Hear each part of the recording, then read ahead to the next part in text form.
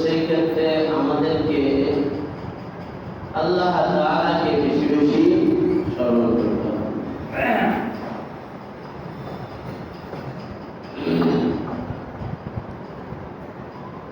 তো আল্লাহ তাআলাকে স্মরণ কিভাবে করা যায়? আল্লাহ তাআলার সিফাতি নামগুলো বেশি বেশি জিকির করা, সাথে সাথে আল্লাহ রাব্বুল ইজ্জতের বিভিন্ন তাসবিহাতগুলো পাঠ করা, এগুলা পাঠ করার দ্বারা কি ফায়দা? আল্লাহ তাআলা এগুলো পাঠ করার দ্বারা বান্দা বিভিন্ন কঠিন কাজগুলোকে সহজ করে দেয়, বিভিন্ন সমস্যাগুলোকে দূর করে দেয়।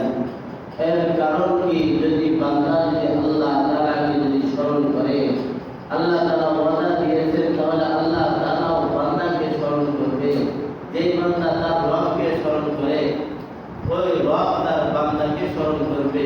আর রব যদি স্মরণ করে, তাহলে কোনো আপদ বিপদ কাছে আসতে পারবে কি করে?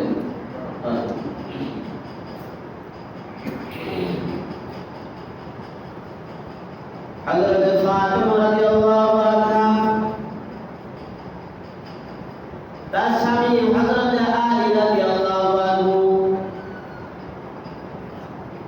খুব অভাবের সংসার, খুব কষ্টের সময়,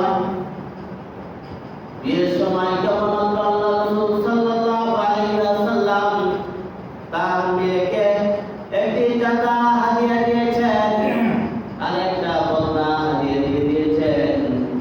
এরকম অল্প কিছু জিনিস তিনি তার মেয়েকে রাসূল সাল্লাল্লাহু আলাইহি ওয়াসাল্লাম বিয়ের সময় হযরত ফাতিমা রাদিয়াল্লাহু আনহাকে মহব্বত করে এরকম কিছু হাদিয়া দিয়ে দিয়েছেন। হযরত ফাতিমা রাদিয়াল্লাহু আনহা ওই পিতার দেওয়া ওই জাতাতে এরকম ভাবে দেখা যায় তো জাতা ঘুরে ঘুরাইয়া দাউলা খাইতো, রুটি বানাইতো। দেখা যেত রুটি বানানোর জন্য যে আটা তৈরি করতে হতো, জাতা এরকম ভাবে ঘুরে ঘুরাইয়া ওই কোনগুলো সবগুলো মিশাইতে।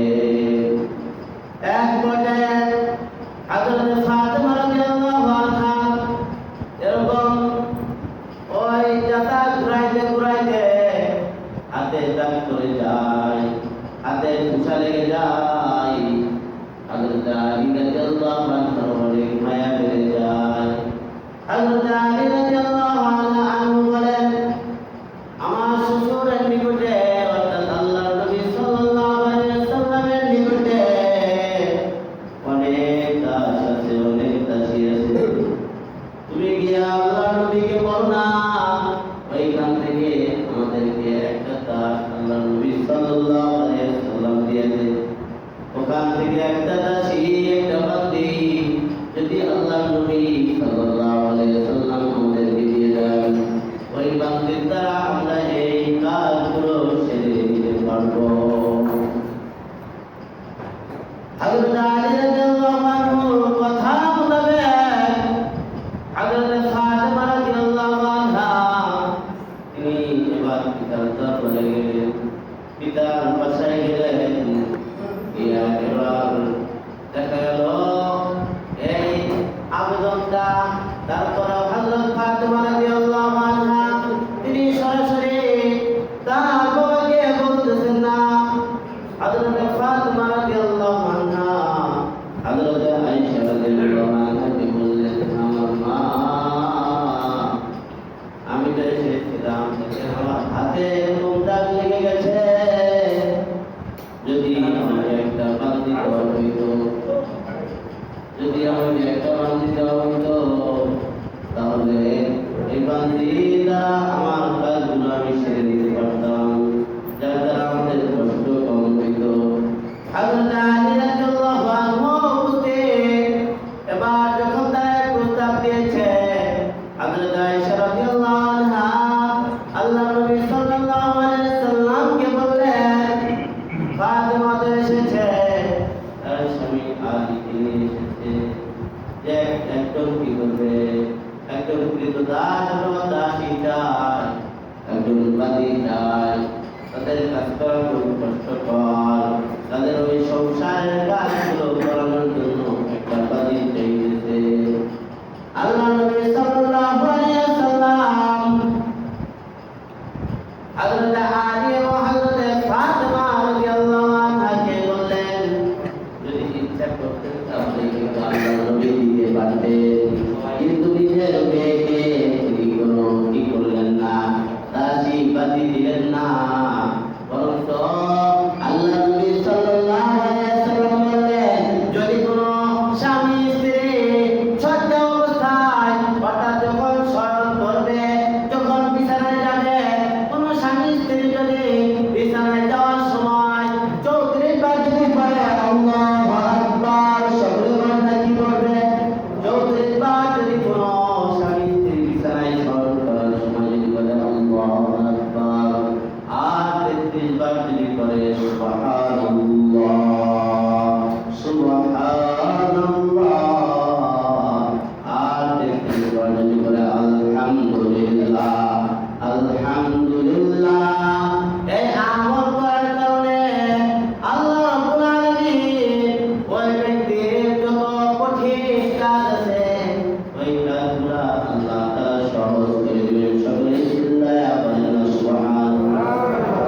শুধু তাই নয়, যদি কোনো মানুষ যদি দুর্বল হয়ে যায়, শরীরে শক্তি পায় না, দেখা যায় একদম দুর্বল হয়ে গেছে, নির্দেশ হয়ে গেছে, যদি ওই স্বামী স্ত্রী দুর্বল স্বামী স্ত্রী বিছানায় যাওয়ার সময়, শয়নের সময়, শয্যায় যাওয়ার সময় যদি সজ্জন অবস্থায় যদি তারা কি করে ঘুমাতে চলবে, যদি এই আমলটা করে 34 বার আল্লাহু আকবার যদি পড়ে, 33 বার আলহামদুলিল্লাহ যদি পড়ে, আর 33 বার সুবহানাল্লাহ যদি পড়ে, এই আমলটা নিয়মিত করার কারণে আল্লাহ তাআলা ওই সকল দুর্বল স্বামী স্ত্রীদেরকে আল্লাহ তাআলা শক্তিশালী বানায় দিবে।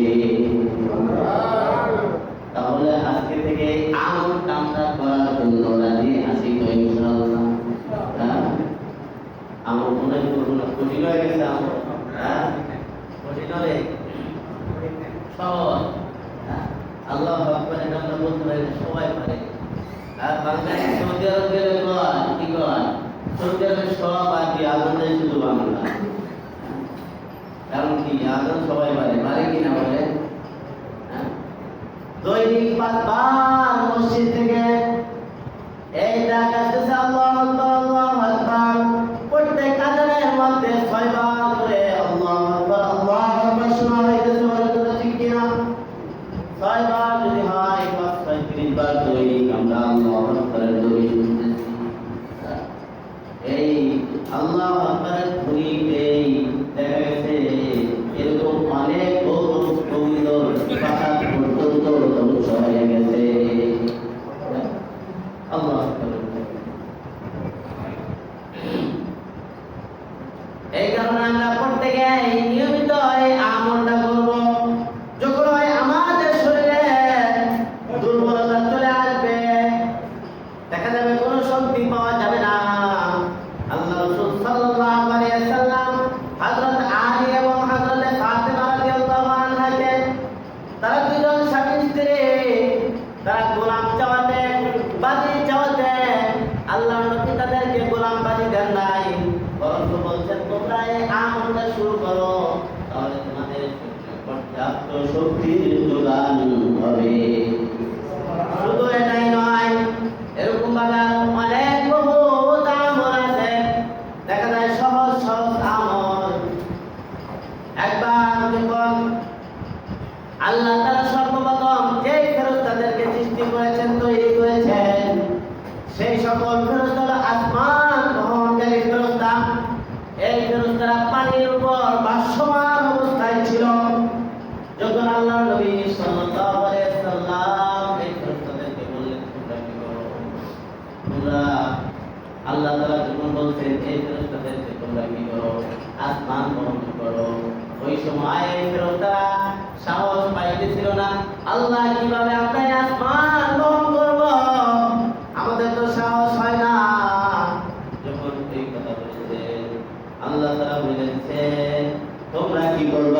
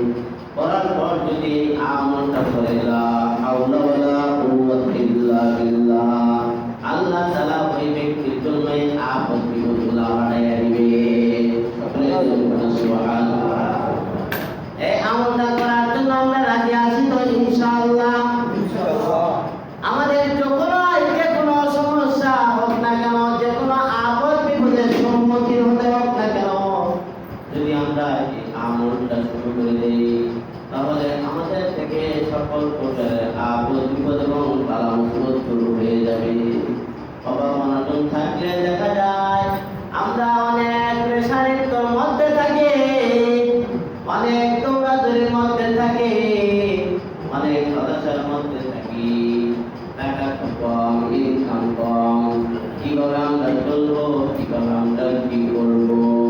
এরকম ভাবে মানসিক প্রেশানির মধ্যে না থেকে, এরকম ভাবে ব্রেনকে চাপ না দিয়ে ওই বান্দা যদি আমলটা তৈরি 100 বার করে, কতবার চিল্লায়?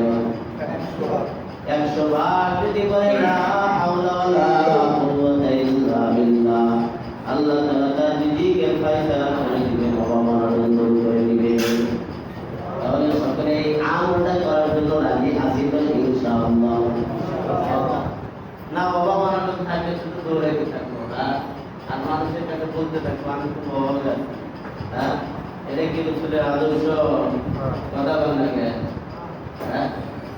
সবসময় ঘুমাইতেছেন।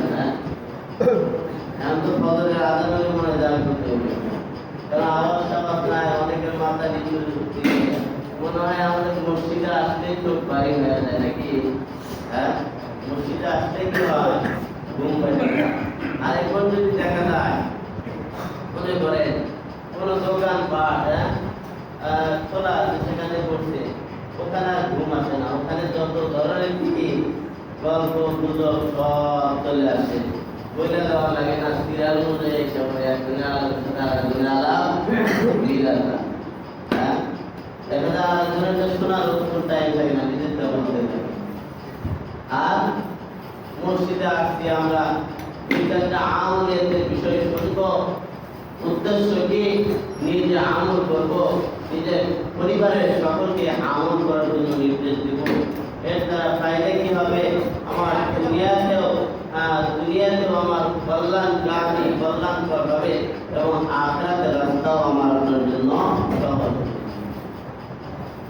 যদি আমরা এই যে আমলের কথা বলা হলো, 34 বার আল্লাহু আকবার, 33 বার আলহামদুলিল্লাহ, 33